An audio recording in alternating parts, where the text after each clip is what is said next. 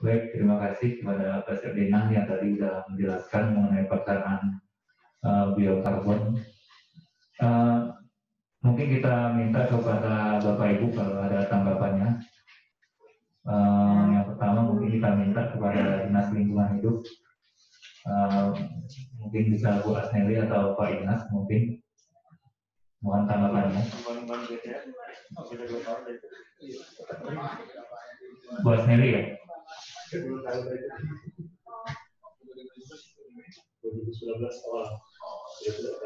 Sebentar Bu. Baik. Ya silakan Bu. Ya. Baik, terima kasih Pak Hendra, Pak Ina atas kesempatannya. Dengar suaranya Pak? Masuk. Oke.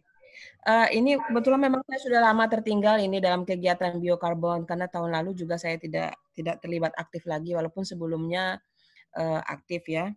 Yang pertama mungkin kalau memang ini ada dana talangan ya, DLH di sini terlihat di bagian pengamanan sosial dan lingkungan ya, Pak Hendra? Ya, lingkungan hidup kayaknya di bagian pengamanan sosial dan lingkungan. Iya, Semkap ya. Iya, Bu. Ya sebenarnya ini kalau menurut opsi di Dinas Lingkungan Hidup ini kayaknya lebih berat kepada bidang tata lingkungan ya.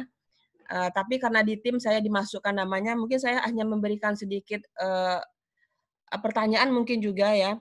Apa yang sudah disepakati untuk 2022 itu sehingga talangannya bisa kami sesuaikan untuk nanti dimasukkan di anggaran 2000 rencana RKA di 2021. Mungkin itu karena kita belum dapat gambaran ini seperti apa kegiatan yang akan perlu dana talangan itu. Itu yang pertama. Kemudian yang kedua itu adalah mungkin juga karena saya masih awam ya, terputus kemarin informasi dari biokarbon ini. Skema ini agak aneh, apakah memang saya baru? Biasanya kan tidak pernah seperti ini, dana talangan kemudian di reimburse ke kementerian, lalu keluar duitnya, lalu duitnya ini masuk kemana lagi begitu? Karena berarti kita hanya menggunakan dana APBD itu untuk sementara sebelum itu dibayarkan oleh LHK. Mungkin penjelasan seperti itu yang perlu disampaikan kepada kami supaya kami bisa lebih paham lagi ketika menyusun anggaran untuk dana talangan itu. Sementara demikian, terima kasih.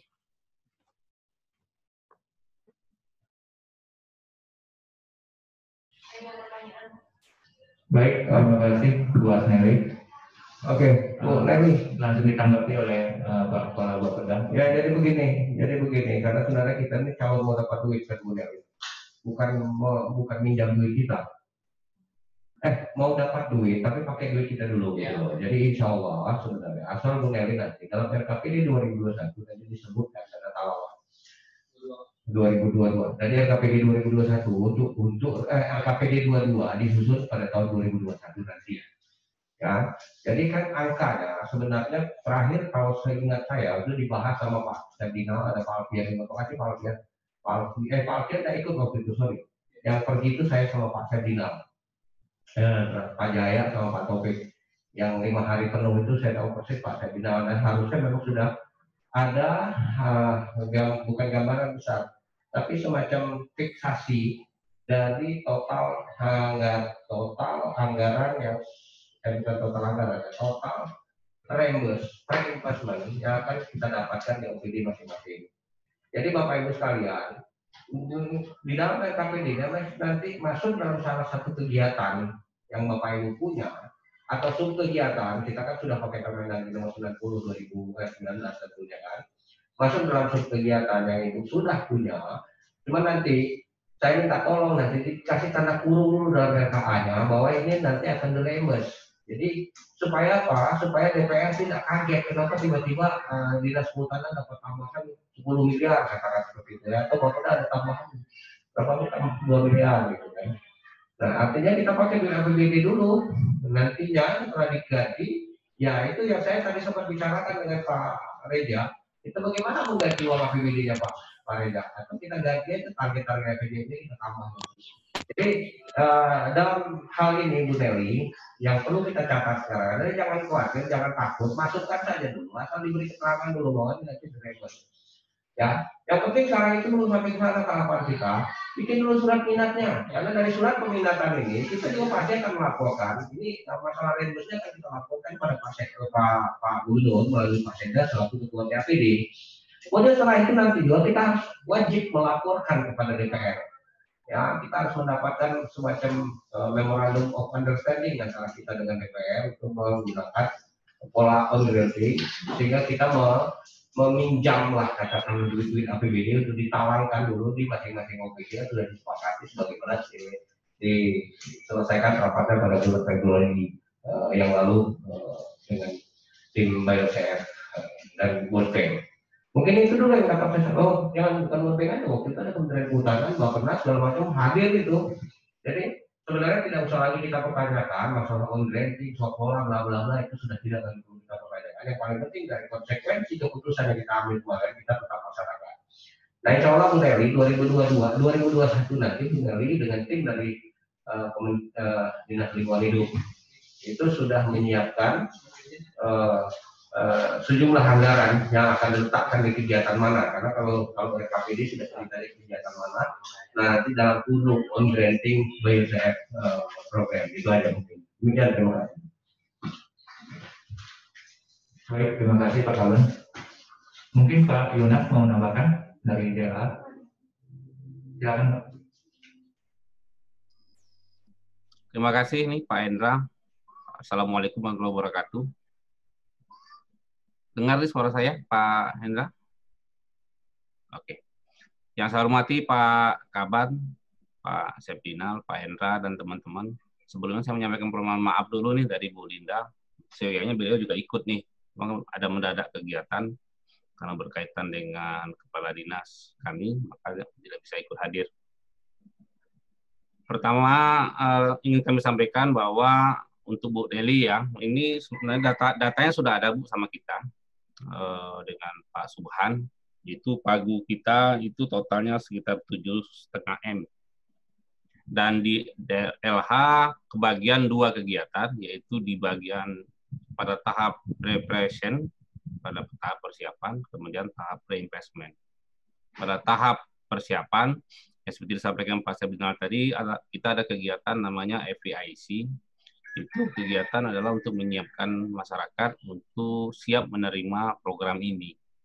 Nah, tahapan penyiapan program ini atau FPIC ini sudah sampai final, dan itu sudah dipastikan kegiatannya penganggarannya berada di LHK dan tidak dihibahkan atau di-on-grantingkan ke kita.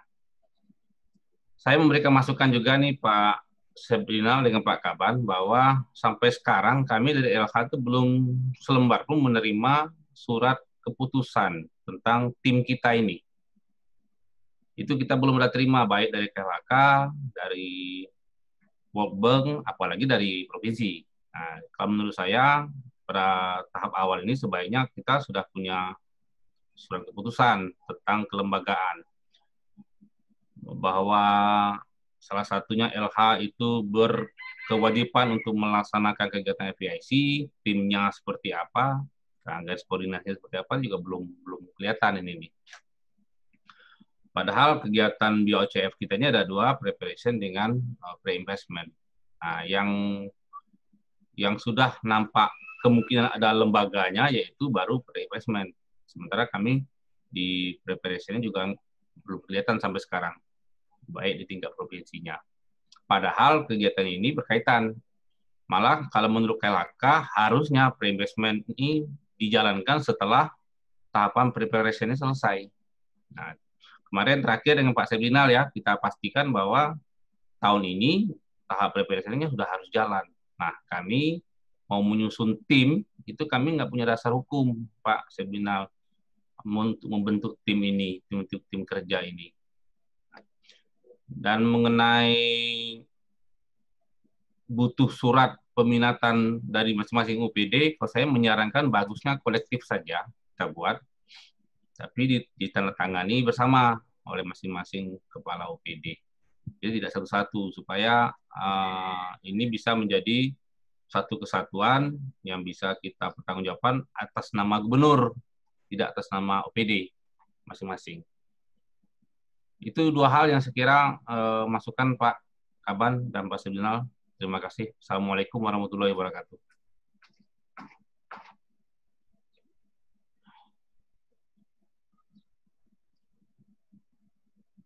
Di awal tadi di paparan kita sedang menyiapkan lagi draft surat keputusan gubernur tentang penetapan Provincial Technical Committee, Sub-PMU dan implementing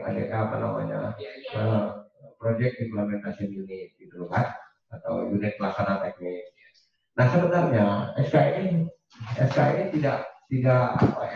bukan sesuatu yang paling baru, karena sebenarnya di tahun-tahun sebelumnya saya masih pegang di sini ya, tahun gubernur tahun 2018, ya, kalau gubernur itu masih penandatangan itu Pak Yudho ya, itu sudah ada tim persiapan untuk itu. Cuma karena ini jauh lebih maju daripada persiapan. Dulu kan ini yang kita sebut dengan tim 22. Karena ini sudah jauh lebih maju daripada persiapan, maka memang kita usulkan termasuk SOTK di dalamnya. Jadi ini bukan yang kalau ini saya katakan SK Gubernur ini masih ad hoc lah sifatnya ya, karena sebenarnya sudah mau lebih maju, maka dia sudah wajib kita ganti dengan tim penyiapan untuk SOTK. Jadi jelas nanti ini di dalam ini ada SOTK, struktur organisasi dan tata kerja, ya sudah jelas dan ini baru diusulkan. Nah, makanya kita butuh fokus group discussion hari ini dari mana? Dari tim-tim yang sudah bekerja sejak dulu kala gitu loh. Karena memang Pak Yunas sendiri sudah tahu, Pak Topik, ada Pak Bu Nelly juga ada di dalam SK 2018 dan ada Pak Alfian, yang lain-lain termasuk Pak Hendra itu sudah ada. Cuman yang baru-baru sini Pak Tera sama Rizky paling ya. Baginal kita belum masuk untuk bagaimana. Jadi saya pikir tidak ada masalah Pak Yunas. Hanya tadinya saya berpikir kita diskusi tentang SOTK, tapi nampaknya pertanyaan Pak Yunas justru mendorong kita untuk menyatakan bahwa SOTK ini sebenarnya sudah cukup komplit, atau kita ini sudah sampai ke teman-teman yang kirimin ini SOTK draft ini. Jadi sebagai tambahan informasi Pak Yunas, draft SOTK itu sendiri sudah dikomunikasikan dengan Kementerian Lingkungan Hidup dan Kehutanan ya. Tapi kan tadi Pak Sekjen sudah menyampaikan mereka butuh waktu kurang lebih sampai dengan minggu depan untuk pembahasan secara teknis tentang SOTK sendiri. Karena memang kelembagaan di daerah, jangankan kelembagaan di daerah, kelembagaan di pusat itu belum menemukan bentuk. Sehingga mereka ketika mendapatkan bahan dari Provinsi Jambi itu senangnya naudzubillah min dzalik gitu kan. Jadi kita ada bahan ini bagaimana kedudukan data kerja. Ya makanya mudah-mudahan ini meskipun pembahasan ini sedikit alot, kalau saya bilang kemarin udah kirim aja dulu sama Pak Gubernur. Kalau salah nanti kita ganti. Sekarang gampang kita ganti, tapi jangan sampai jauh melenceng dari ini. Jadi insya Allah Pak Yunas. Ya. Selesai rapat kita pagi ini mungkin Pak Gubernur sudah kita sodorin bukan Pak Gubernur dulu ya, Pak Tega dulu ya. Pak Tega dulu untuk keluarkan minut hukumnya, baru kita minta Pak Gubernur, kita serahkan ke Bapak Ibu masing-masing. Ya, mungkin itu yang dapat kami sampaikan Pak Yunas. Terima kasih.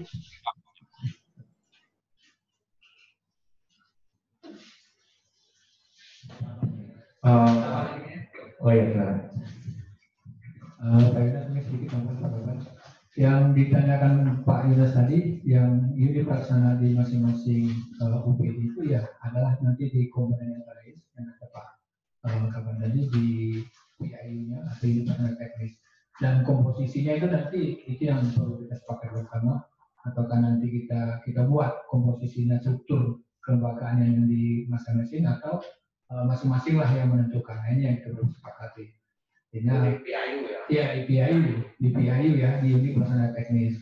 Artinya di unit kerja masing-masing hanya nanti satu SK, apakah terpisah. Kemarin masih debatable, apakah di SK-kan oleh kepala UPD atau disatukan di SK gubernur. Ini yang perlu kita lakukan.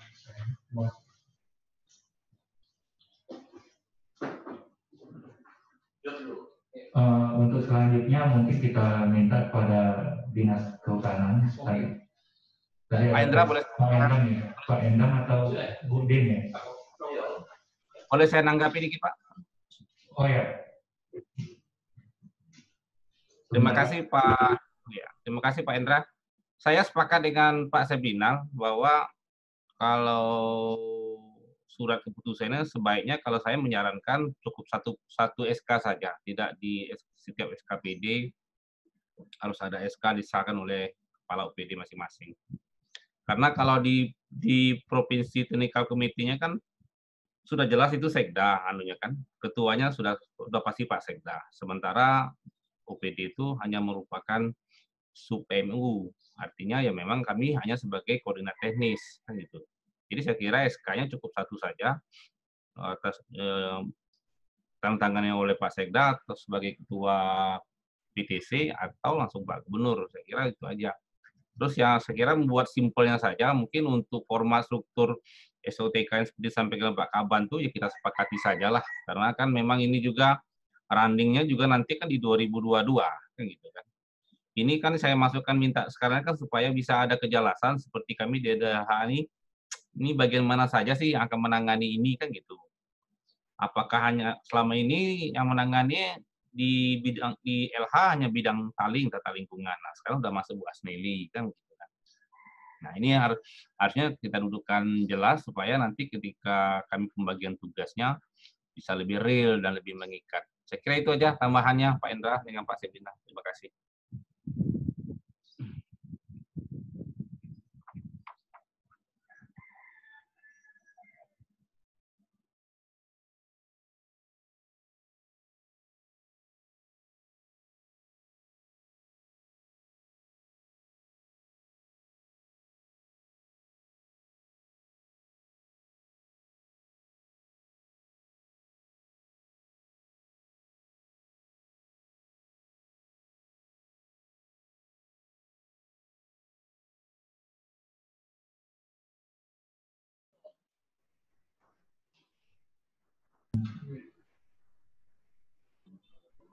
Ya, silakan Bu Din.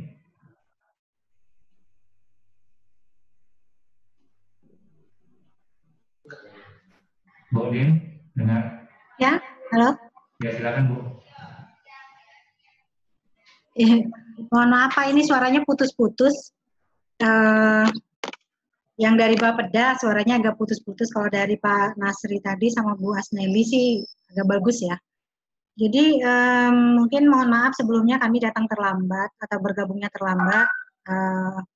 Tapi pada intinya kalau terkait dengan SK, saya sepakat dengan Pak Yunasri bahwa kalau bisa kita satu SK saja. Dan terkait dengan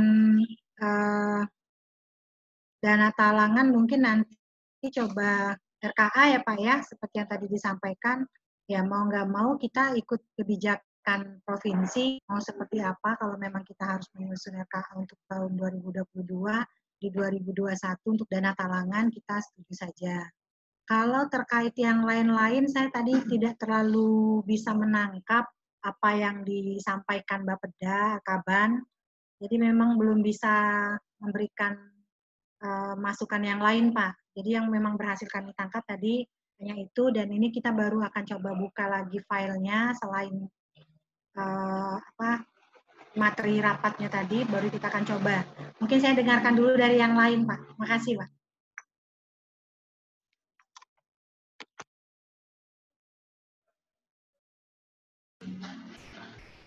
Baik, terima kasih Bu Din. Mau ditanggapi Pak? Ya, jadi sepakat Bu ya, strukturnya seperti itu Bu ya. Mungkin nanti Bu. Cara kalau untuk ini apa namanya bawa SK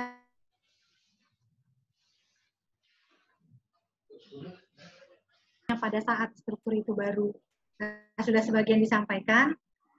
Untuk sementara ini mungkin nanti kami coba pelajari dulu Pak, tapi intinya bahwa SK itu secara bersama kami sepakat. Oh ya, nanti ada yang lebih penting juga mungkin struktur Kemudian di sub PMU itu ada bidang-bidangnya Bu, mungkin termasuk DLH. Nah di situ kan semua anggotanya nanti dari semua OPD. Jadi kemungkinan kalau bisa dalam rapat ini atau mungkin paling tidak dalam minggu ini nama-nama yang ada di bidang-bidang sub MU itu sudah bisa kita terima juga benar. Selain dana talangan itu, dana talangan mungkin kemarin kami sudah membuat format dana talangan, mungkin bisa saya buka sebentar di sini. Akan nanti saya bagikan juga ke ini. Nah, seperti ini.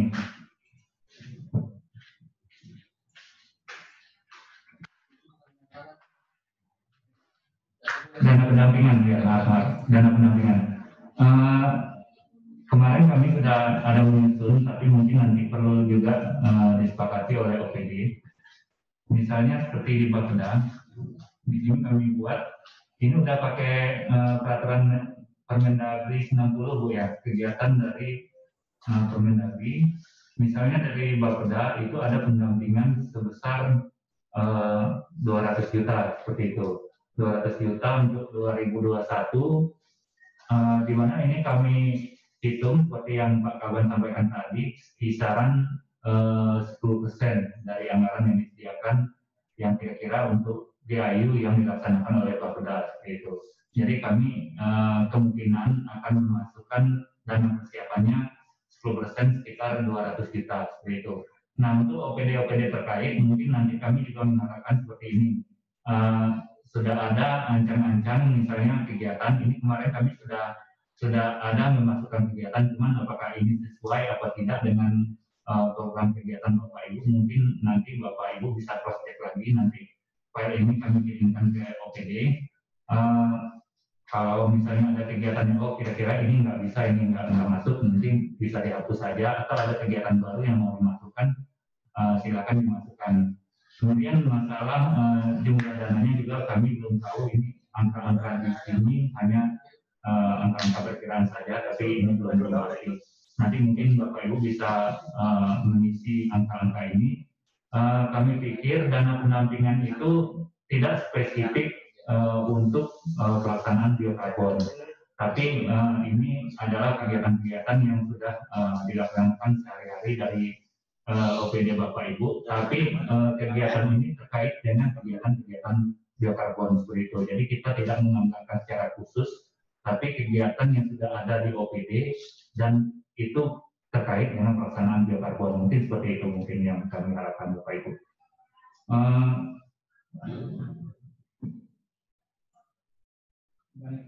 Kemudian kami minta mungkin Pak Alpian ya, ada tanggapannya mungkin. Pak Alpian, bentar speakernya Pak.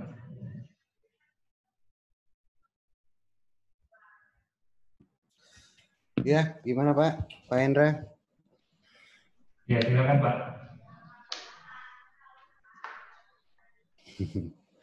Saya pikir yang tadi disampaikan, oke, Assalamualaikum warahmatullahi wabarakatuh. Selamat siang dan salam sejahtera buat kita semua, Bapak Ibu sekalian yang saya hormati dan saya banggakan. Sebenarnya saya sudah terlambat nih ikutnya, jadi memang pada intinya sebenarnya dalam proses terakhir yang masih saya ikuti, ini tinggal sebenarnya proses di internalnya provinsi yang belum kelar gitu.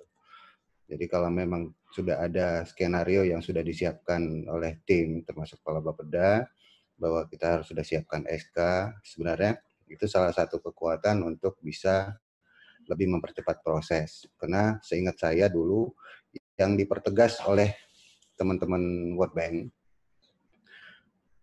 kita diminta ada satu kekuatan hukum yang menetapkan tim. Karena seingat saya dulu ada SK Gubernur yang waktu itu ketuanya adalah Pak Bambang. Ketuanya adalah Pak Bambang dan kemudian karena memang secara substansinya kemarin itu belum lebih terstruktur seperti sekarang, Akhirnya oleh Kepala Bapeda kemudian dibentuklah tim percepatan SK22. Jadi SK22 ini yang sebenarnya yang dulu kebetulan ditunjuk saya mengkoordinir, dan alhamdulillah itu ada timnya, Bu Dian juga ada di sini. Itu sudah berjalan. Jadi pada prinsipnya sebenarnya kalau sudah ada penetapan SK dan masing-masing punya job description-nya, tentunya langkah percepatan kita adalah di samping kelembagaan tadi, kemudian bagaimana sistem keuangannya. Jadi bagaimana nanti sistem rembesnya seperti apa, yang itu memang perlu ada payung hukum sebagai pedomannya provinsi. Seingat saya ini yang belum kita lakukan. Ini yang belum kita siapkan seperti apa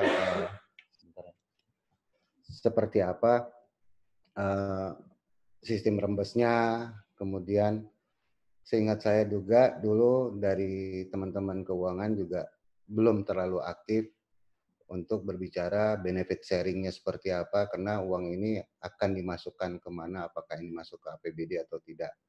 Nah, ini yang terputus setelah saya ikuti. Tapi hari ini saya sangat berbangga sekali karena prosesnya sudah jauh sekali dari yang lama, dan sudah ada rencana penetapan SK Kepala Bapeda yang memang di sini juga perlu izin Pak Kaban, saya baru ikut pertemuan hari ini.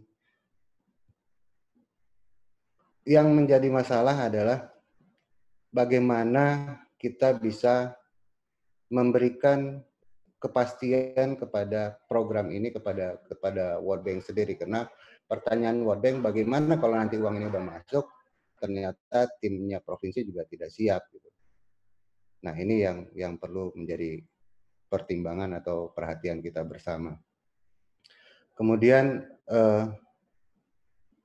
Pak Jaya juga selaku konsultan individual yang ditunjuk oleh World Bank juga bisa membantu, karena pada saat kita berbicara pre-investment tadi, yang kita jadikan pedoman adalah kita punya Green Growth Plan. Jadi ini izin Pak Kaban, sebenarnya ini secara simultan, Green Growth Plan ini adalah, GGP ini adalah salah satu grand design yang kita siapkan, di mana di dalamnya itu ada BioCF. Bukan BioCF jadi induknya, tapi GGP itulah yang jadi induk dari semuanya. Artinya ada posisi tawar juga kita nanti pada saat kita berbicara kepada World Bank. Kalau mereka memang banyak sekali aturan yang berubah-ubah. Seingat saya ini banyak sekali yang pada saat kita lakukan kesiapan ternyata berubah oleh versi mereka. Nah, kalau sudah ada regulasi yang kita siapkan, seperti yang disampaikan Pak Kaban tadi akan dilaporkan kepada gubernur, dan ada satu regulasi yang kita persiapkan untuk kekuatan provinsi, menjamin kesiapan daerah, tentunya ini menjadi bagian dari proses percepatan. Kemudian pertimbangan lainnya adalah, mohon izin juga Bang Sardinal, perlu juga kita secara khusus tim provinsi ini berbicara kepada World Bank-nya, di samping dengan KLHK. Karena pada saat kita berbicara di level kita provinsi, belum tentu di level pusat juga bisa sejalan gitu. Karena masih ada tarik ulur di sana. Jadi mungkin Pak Kaban masih ingat Bu Direktur juga maunya seperti apa, Bu Direktur juga tidak tahu secara substansi sampai detil. Apalagi di KLHK sekarang ini ada perombakan-perombakan yang di timnya yang ngawal kegiatan World Bank ini, itu juga perlu kita persiapkan.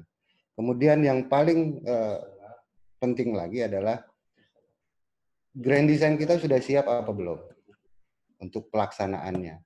Karena kita berbicara ini SK segala macam, sementara yang sudah disiapkan kemarin di dalam dokumen, apakah ini memang sudah final atau belum. Karena kemarin masih bias, angka-angkanya juga masih bias.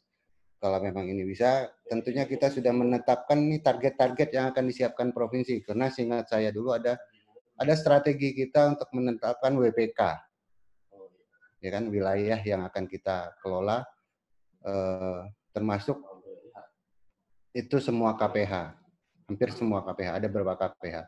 Tapi di program yang lebih besar lagi, yang memang secara simultan, itu semua KPH akan terlibat. Nah, kemarin pada saat terakhir kita pertemuan dengan kawan-kawan kehutanan, tentunya ada semacam boikot dari kawan-kawan KPH waktu itu ya Pak Sabdinal ya. Boikotnya adalah kenapa nggak semua KPH yang ikut gitu.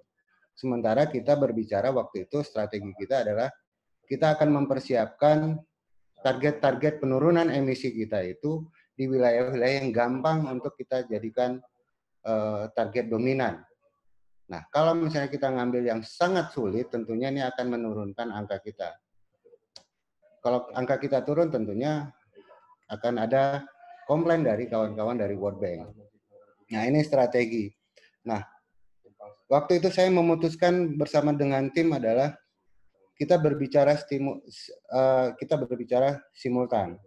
Program World Bank itu masuk akan bisa membantu mendorong targetnya RPJM melalui program-program kehutanan dan LH. Kemudian di satu sisi ada subsidi silang dari APBD sendiri di mana KPH yang tidak mendapatkan alokasi itu menjadi prioritas pada saat pembahasan APBD. Jadi akan secara bersama program ini bisa kita tetapkan ada filter atau ada satu parameter yang kita bisa kejar untuk target kehutanan apa ya. Tapi itu bukan berlaku dari anggaran yang tersedia dari World Bank, tapi juga menjadi kekuatan baru lagi pada saat kita melalui APBD juga kita munculkan target ini akan bisa mengejar target besarnya di target-target penurunan emisi. Ini semacam gambaran ke depan supaya provinsi ini siap dulu dengan berbagai strategi skenario 1, skenario 2 yang harus kita siapkan. Kalau memang itu tidak kita siapkan dari sekarang, tentunya kelembagaan tinggal kelembagaan saja, tidak akan berjalan secara optimal. Saya kira itu mungkin Pak Kaban, kawan-kawan semua sekalian. Mohon maaf kalau ada salah kurang. Saya akhiri. Wassalamualaikum warahmatullahi wabarakatuh.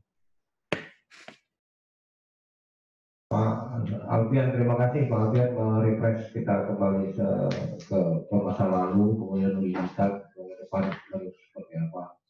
Nah mungkin saya minta pendapat dulu dari Bu Dian, apakah yang disampaikan Pak Alfian tadi terkait strategi berapa 7 KPH ya? Total 11 KPH, 4 KPH sudah kita dorong untuk dibiayai melalui BIOCF, diganti. Kemudian gimana nasib yang 7 ini? Jadi sebaiknya saya coba cek dulu ke Dian Kehutanan. Apa sudah pernah dibicarakan dengan Pak Bestari atau belum? Mungkin itu dulu, Bu Dian bisa di-unmute dan menyampaikan sedikit jawaban seperti sebagaimana disampaikan Pak Alfian. Baik Pak, Pak Kaban, jadi seperti yang disampaikan memang kan kita sekarang sudah merencanakan 4 KPH untuk BIOCF yang akan dialokasikan anggaran BIOCF. Nah, sisanya memang harapan kita dari APBD dan anggaran-anggaran lain mungkin yang nanti bisa kita peroleh. Tapi terus terang Pak, pertanyaan terbesar kami adalah secara umum kan dari tahun ini sampai ke belakang sejak adanya KPH, anggaran KPH itu tidak pernah lebih besar dari anggaran bidang yang ada di dinas. Artinya tahun ini saja operasionalnya KPH setahu saya itu tidak lebih besar dari 100 juta ya untuk masing-masing KPH yang ada di Provinsi Jambi. Kalaupun ada RKA-nya yang mencapai 600 juta itu termasuk pembangunan resort untuk teman-teman KPH. Nah, memang ke depan kita berencana anggaran ini memang akan lebih dikhususkan kepada teman-teman yang ada di KPH yang bukan anggarannya belum ada di BIOCF. Tapi pertanyaan terbesar yang akan dipertanyakan adalah apakah memang anggaran BIOCF ini kan hanya untuk lokasi-lokasi tertentu yang ada di KPH, Pak. Kemudian secara umum operasional kita belum pernah bicara anggaran operasionalnya KPH yang untuk bidang-bidang umum. Contoh misalnya dengan anggaran di luar rutin, misalnya pengamanan yang mungkin, kalau di BioCF kan kita punya lokus-lokus per KPH, Pak. Yang di luar lokusnya BioCF, apakah mungkin nanti KPH juga ada Pemda, APBD maksud saya. Karena kan lokus kita di KPH itu ada lokasi yang tertentu yang memang sudah kita tentukan titiknya. Tidak semua lokasi yang di KPH itu bisa kita biayai dengan BioCF. Nah, ini juga jadi pertanyaan buat kami. Tapi memang terus terang sampai sekarang kita belum sempat untuk bicara atau duduk bersama terkait anggaran dari KPH-KPH lain yang tidak ada kegiatan BioCF-nya.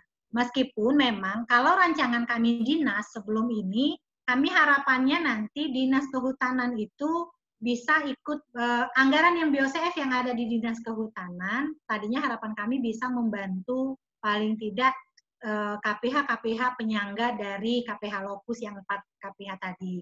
Nah, apakah kalau kemarin sih masih dua pendapat dari teman-teman bahwa pertama tidak boleh ada kegiatan lain di luar KPH yang jadi prioritas kita di 4 KPH.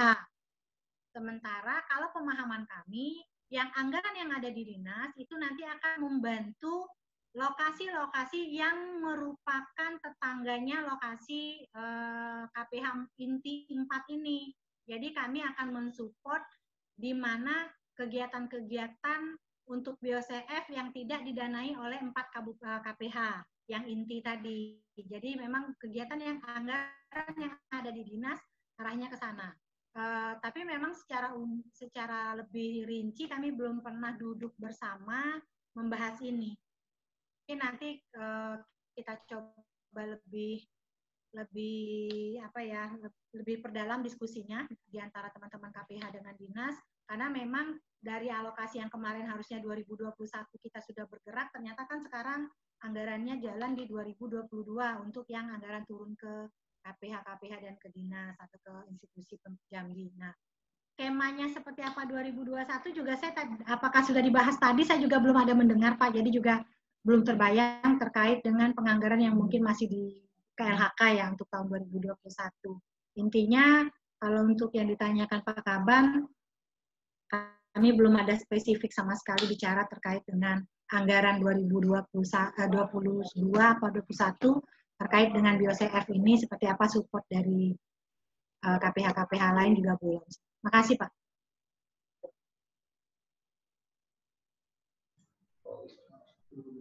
Ya, makasih Bu Dian. Bu Dian putus tuh koneksi di dinas kehutanan tidak begitu bagus rupanya. Tapi ini saya kasih catatan ke Bapak Ibu semua yang saya hormati, bahwasanya ini hanya strategi saja. Jadi saya kadang-kadang membayangkan wah, gara-gara BioCF ini bisa 7 KPH itu berantem dengan 4 KPH yang lain gitu kan. Lucunya begitu kan. Niat kita kan tidak begitu Bapak Ibu sekalian. Kemudian sebenarnya ada strategi yang kita pakai saja apakah melalui APBD atau ini terkesan bahwa KPH itu sudah mendapat perhatian. Tapi kalau mencatat Bu Dian dan kawan-kawan sebenarnya penunjukan 4 KPH itu bukan dari Kementerian itu, bukan dari World Bank. Itu adalah proposal kita untuk menjual karbon dari situ. Karena sebenarnya World Bank sendiri maunya juga Tanjung Timur dan sekitarnya. Cuma kalau kita jual Tanjung Timur dan sekitarnya, itu nilai jual kita rendah sekali. Kenapa? Karena daerah tersebut rawan kebakaran. Jadi cepat sekali karbonnya hilang. Karbonnya lepas ke atmosfer gitu. Maka kita carilah dulu strategi kita nih adalah mencari nilai-nilai yang memang sudah bagus duluan. Jadi sebenarnya kita tidak lagi mendorong banyak sekali pembiayaan dari situ. Nah kalau ceritanya kemudian tentang bagaimana meningkatkan kinerjanya KPH, itu sebenarnya sudah posisi kita APBD. Saya tidak bicara tentang 4 KPH, sekarang bicara tentang 11 KPH yang targetnya harus sama dengan KPH 4 ini. Nah 4 ini mendapat tambahan dari BioCF karena 4 ini yang kita jual dulu karbonnya. Nah kalau 11 7 KPH yang lain punya kemampuan untuk menjual karbon, saya juga tidak pernah mau bergantung kepada World Bank, tidak pernah bergantung pada KLHK. Total karbon yang di dalam dokumen Pak Alfian itu menunjukkan angka sekitar 30 juta green metric ton per tahun. Ya, Sementara yang kita jualkan baru 14 juta. Artinya dari 14 juta, dari 16 juta sisanya ini, di dalam 7 KPH sendiri, itu udah ada karbon yang bisa kita jual juga. Gitu. Ya kan? Jadi sebenarnya kita tidak tergantung dari ini. Sekarang lagi saya bilang, betul yang disampaikan Pak Alfian tadi. Persiapan kita ini apa? Sepakat saya sebenarnya terakhir di Februari 2020 kemarin kita udah rapat sampai detail. Jadi saya menginformasikan juga sama Pak Alfian. Kita sudah punya program kegiatan, sudah punya sub kegiatan juga di dalamnya. Ya, dan sudah di-cleansingkan kemarin itu angka-angka masih ada yang tumpang tindih segala macam itu sudah diberesin semuanya. Mudah-mudahan tidak ada lagi tumpang tindih. Nah, tapi saya selalu tertarik dengan apa yang dibicarakan oleh Budin nanti ya. Saya akan cek lagi di dalam renslanya kehutanan, ya. Karena target kita bukan 4 ini aja kebetulan kita jual ke BioCF, program perdagangan karbon kan. Kemudian masih ada 7 lagi kita dorong untuk kita jual.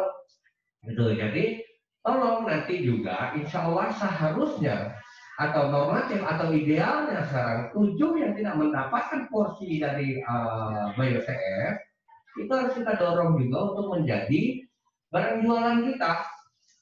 Nah, maka memang harus didorong juga KPH termasuk KPHL yang ada di ada 2 kita KPHL ya Budi, kalau ada 2 ya. Kalau saya tidak salah mohon izin ada 2 betul ya. Oh, 1 yang di Tanjung Barat ya. Tanjung Barat betul. Nah itu juga harusnya jadi kontrak. Betul, kontrak untuk karbon yang kita jual juga. Jadi menurut saya jangan terlalu dipusingkan dengan hal-hal yang menurut saya tidak prinsip. Kita selesaikan ini kelembagaan. Oke, Pak Alfian bilang World Bank membutuhkan kepastian dari pemerintah Provinsi Jambi untuk menerima uangnya itu gitu loh. Memang World Bank ini adalah organisasi, mohon maaf kalau bahasa saya agak kasar, organisasi brengsek yang minta banyak sekali syarat di dalam proses kita untuk menjual karbon kita.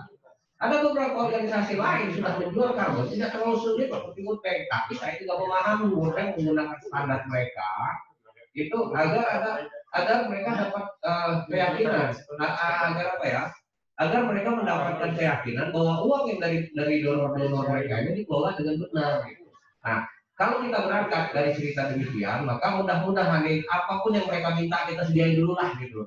Sambil Bapak Ibu sekalian, sambil kita belajar nih Jambi cara menjual karbon kita. Karena ada 16 juta lagi cadangan kita, bahkan lebih pesan saya kan. Belum kita apa-apain ini.